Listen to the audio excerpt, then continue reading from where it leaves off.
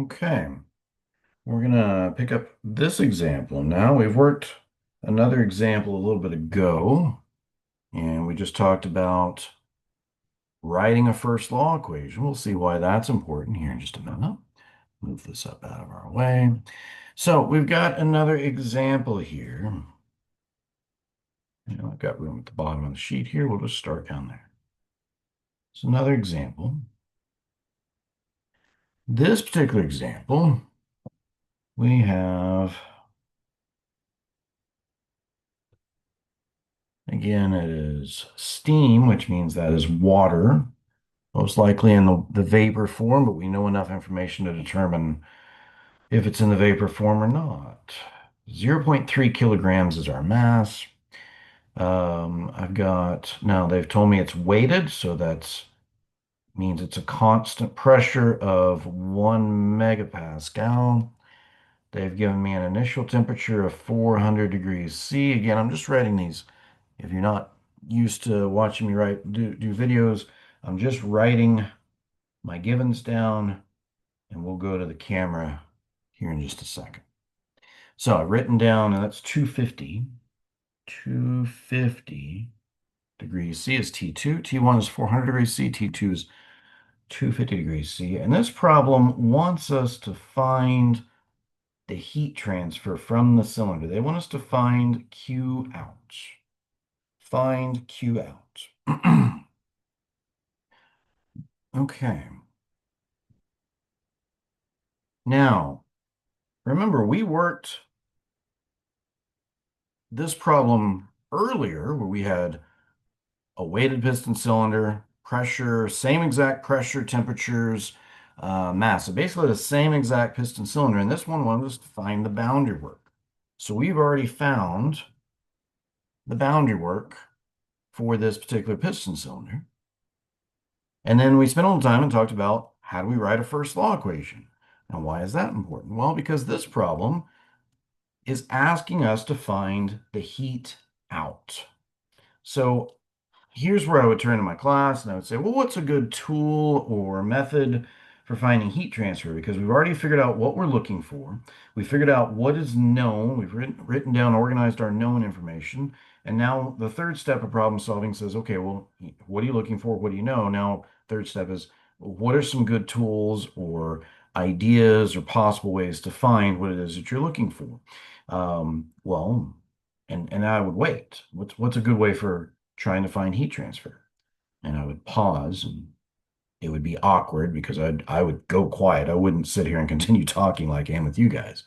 So if you don't know, I would say pause it and let's make it uncomfortable for you. Pause. What tool would you use to find heat transfer? And come back when you got something.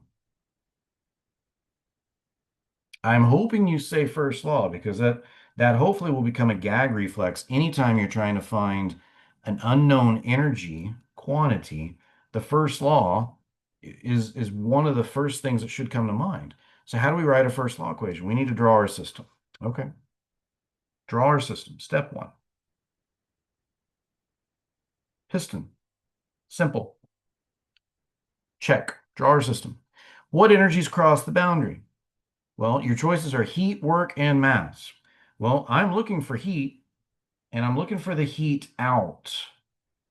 So if I'm looking for the heat out, unless the problem statement has said something explicitly about heat in, if you're looking for heat out, you're going to neglect the heat in. We're going to assume that basically we're going to solve for the difference between heat in and heat out, basically, or heat out is what we're after.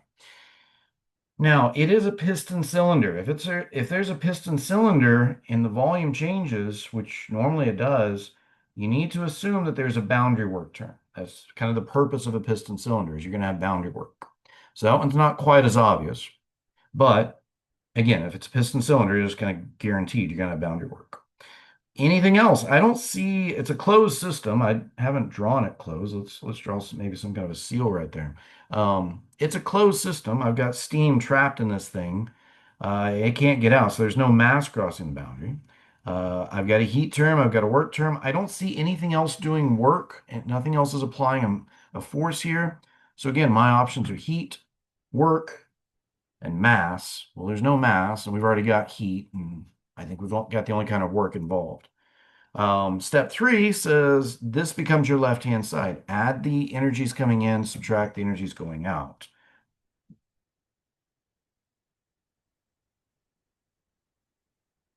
No, just a second. All right. Sorry if you noticed I had a bit of technical difficulty there. Maybe you didn't notice.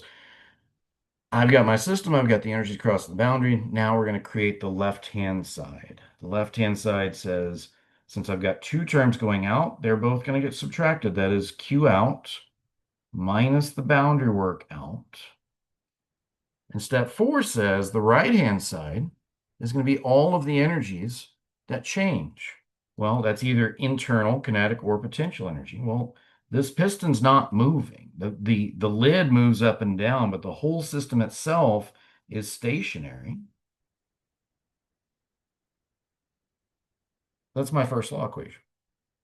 Now you can write out all 20 terms that we've already talked about and cross out the things that we know are negligible or zero for this particular problem. Or you can go through this process where I draw my system and the left-hand side becomes add all the ins, subtract all the outs. The right-hand side becomes whatever energies are changing. In this case, it's just internal. And we're done. Now, I've got an equation here. We need to identify what are my unknowns. How many unknowns do I have? Well, I know the mass. That's known. I'm looking for Q out, so that needs to be my only unknown for us to be able to solve this equation. The U values, if we start there, the U values, that's a property. How do we find properties? Well, the first thing I need to know is what is my substance? My substance is water.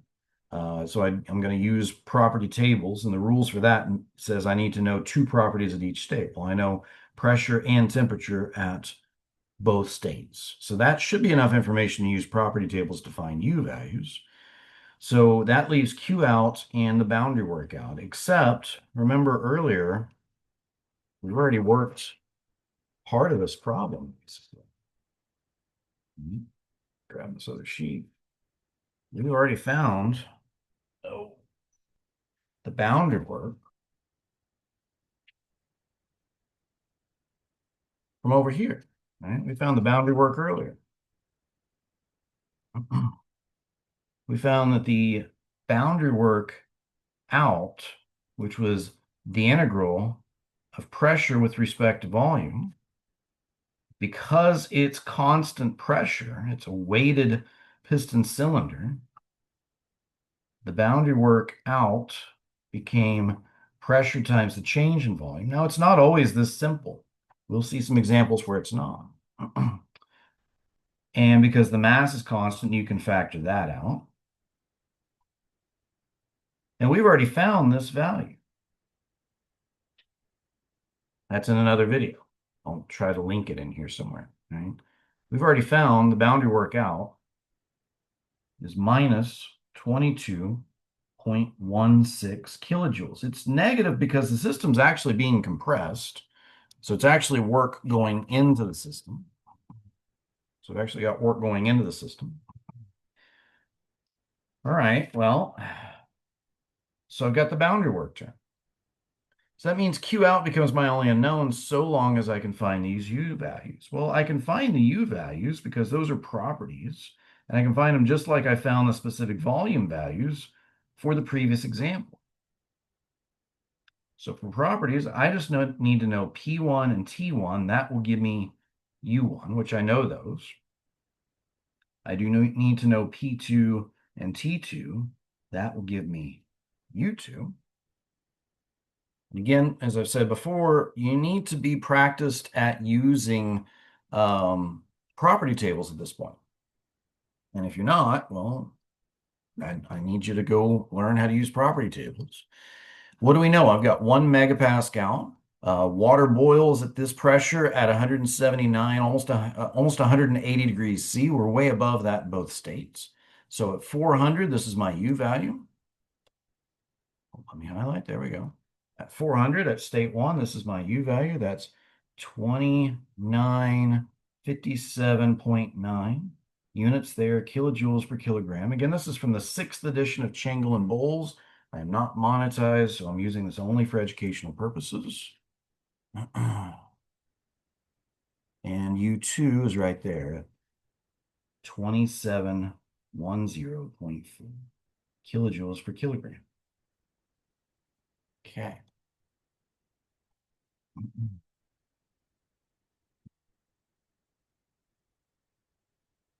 So my expression, I'm going to solve for Q out.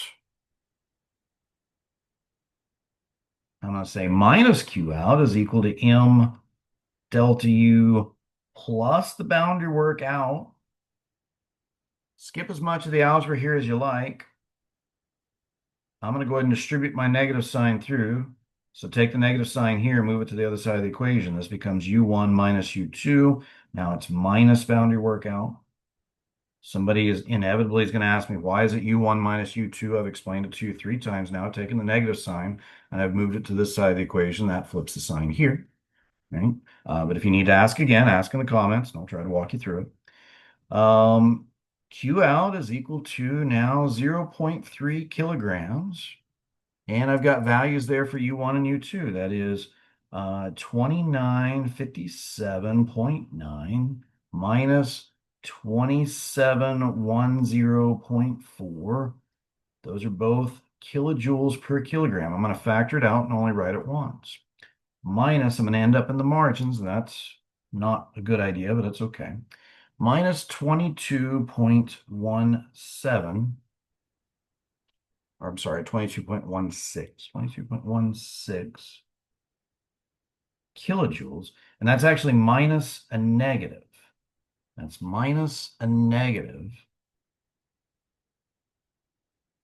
because I'm subtracting the boundary work out. And up here, it already comes with its own negative sign. So I've got 2 negative signs. I'm subtracting a negative work out. So I'm going to have to add that. Okay. Now it's just numbers.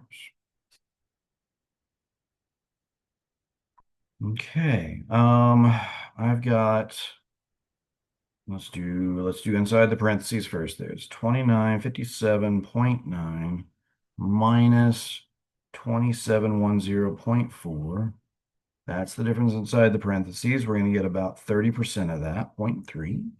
And then I'm going to minus a negative 22.16. So I'm going to add 22.16 to that. Q out equals 96.41, and the units there are kilojoules. Make sure you got the same units before you add them. That's simple enough. Kilograms times kilojoules per kilograms gives me kilojoules. I'm adding kilojoules to kilojoules. We're just fine. That is our answer. Now, if this were, let's say, a test problem, if you're in my class, this is how I would grade it. If you're teaching your own thermal class and you're getting ideas from me, this is how I would grade this problem. And so I would give you this problem. I wouldn't walk you through the step earlier, found the boundary work. I would just say, hey, find the Q out. Okay, so out of 25 points, you would need 2 fundamental equations to solve this problem. So an equation here and an equation there, right? And really kind of you would need to get this down to basically this point. So if you get down to this point and this point, out of 25 points, I would probably do 15 points. I'd probably do, I don't know, maybe 10 for the first, no, probably 8 for the first law, probably 3 or 4 for telling me you need to find boundary work and here's how you do it. And then actually simplifying it down to this would get you a full 7. So 8 points here, 7 points there. It's 15 out of 25. That's 60% of the points. That's kind of how I like to set these up is if you can show me you can solve these, I want to try to get you to passing credit. Now, you would need to go through and find your properties, and you would have to find V's here. We found those earlier. So finding U's and V's would get you, at both state 1 and 2, a total of 5 points, basically, for getting all the unknowns. Once you get it down to where you got Because here I've got two equations basically with two unknowns.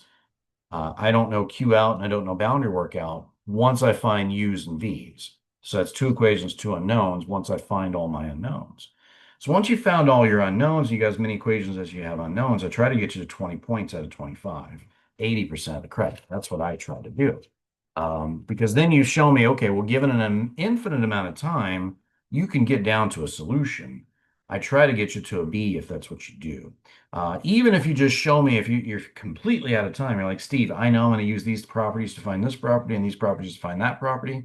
Out of the 5 points, I can at least give you a point or two for explaining to me how you're going to find these unknown properties, as long as you're right. So that would get you to like 17, 18, which is a C. 17 and a half is 70% of 25 points. So well, all I'm saying is before you bust a calculator out, you can get to a C with me the way I grade. Um, I don't have 300 students, and we're trying to get down to like 100 good ones. You will find that at different engineering programs around the country. I don't have that situation. I've got a small group, so I grade accordingly. But you do have to show me you know what you're doing. And that's what we're after. Okay. That's a good 16, 17 minutes. That's a good length video. I'm going to stop there. Um, Let me know in the comments what you need, or hit me up on those of you in my class, hit me up on email. Thanks, guys. See you next time.